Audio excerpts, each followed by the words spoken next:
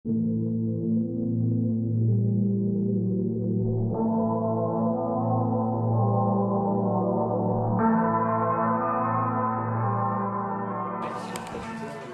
vi har 2 idéer. Studiekortideen og push-beskeder-delen. Ja. Og vi starter med studiekortdelen, hvor vi vil lave et lille skuespil. Jesper vil lave et lille skuespil. Det her det er McDonald's. Det er McDonald's. Og det her det er vores McDonald's medarbejder. Hej. Jeg skal have en Big Tasty Bacon menu. Ja, skal det være en stor menu? Ja tak. Yes, det bliver 5 kroner ekstra. Jeg har glemt mit studiekort. Så ved jeg, at Lecture de integreres en studiekort i appen, så slipper man for at tage sit studiekort med hver eneste gang, man er på McDonald's. Den næste besked, eller den næste idé er push-beskeddelen. Peter og jeg, vi kører i bil. Peter han kører. Og jeg har fået en besked. Vi har første modul aflyst. Men fordi vi allerede er kørt, så er vi derhjemme. Eller vi er kørt. Og derfor der kan man ikke sove den der ekstra time, man nu har. Så ved at man laver sådan en integration i appen, så vil man på den måde kunne sove længere. Ja. Hvis en modul er aflyst. Ja, hvis ens modul er aflyst. Og så også på den måde, at læreren også har Lecture-appen, og læreren går hjemmefra og skriver, at man er syg, og så kommer der frem på ens telefoner med det samme, i stedet for at det skal op på kontoret og så ned, eller så skal det skrives op på kontoret og så ned på telefonerne bagefter. Yes, tak.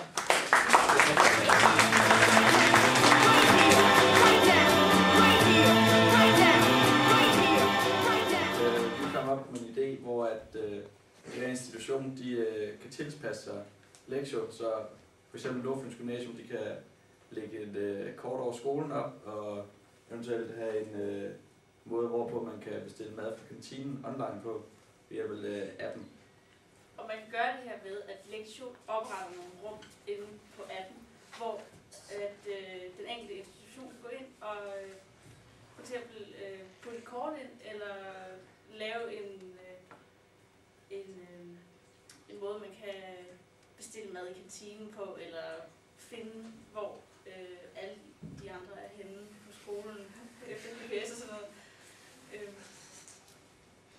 Ja, men det er egentlig op til skolen, hvor meget at man bruger den her funktion. Men den skal bare være der. Yes.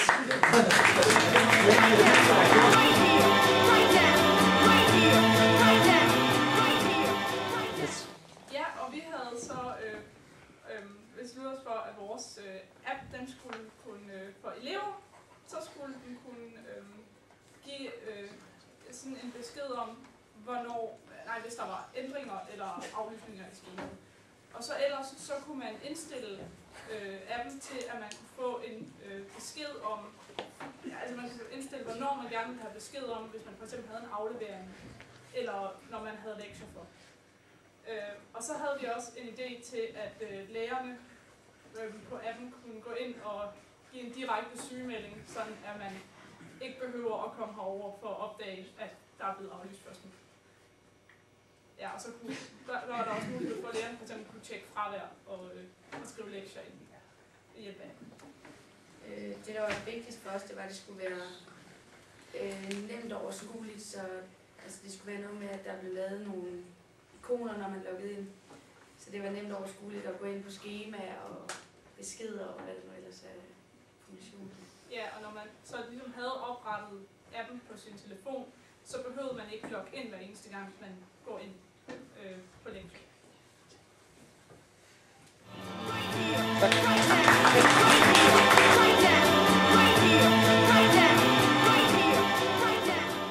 Vi har lavet en lille sød Lecture-app her, som man kan tage sit kamera, så indlæse nogle dokumenter, så vise i lægge dem op på Lecture, og dele dem med vennerne der, og sin klasse og sådan noget. Ja, så man for eksempel kan tage billeder af noter på tavlen, og så bliver de konverteret til PDF-filer, og så kan man lægge dem direkte op i Lecture-bog. Jeg skal jo sige, det er jo ikke appen, det er bare en feature inden for appen. Lille, ja, det er faktisk lidt smart. Man bruger kameraet, helt enkelt, ikke? Hvis vi kræver på en one-liner. Bruger kameraet, tager du billedet, det ryger op. Jeg ser, hvad det hele med alle med. Det er faktisk okay.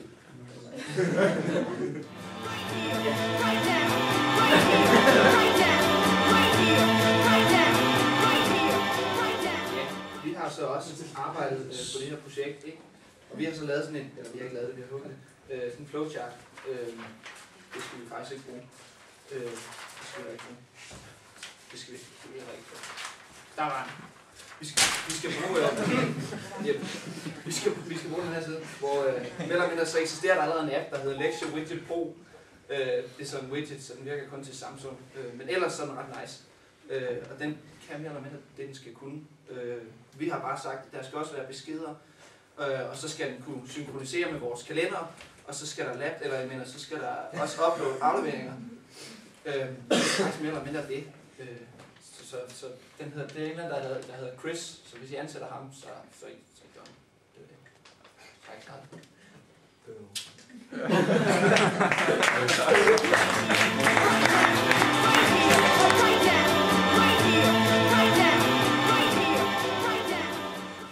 Ja, vores idé den er henvendt til lærerne, og det vil gøre det nemmere for dem at føre fravær.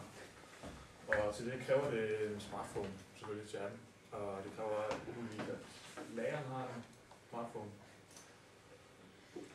Ellers så fungerer det sådan, at eleven kommer ind i klassen, og så er der noget NFC. Ja, altså hvis... NFC, ja. Du gør det. Ja, okay.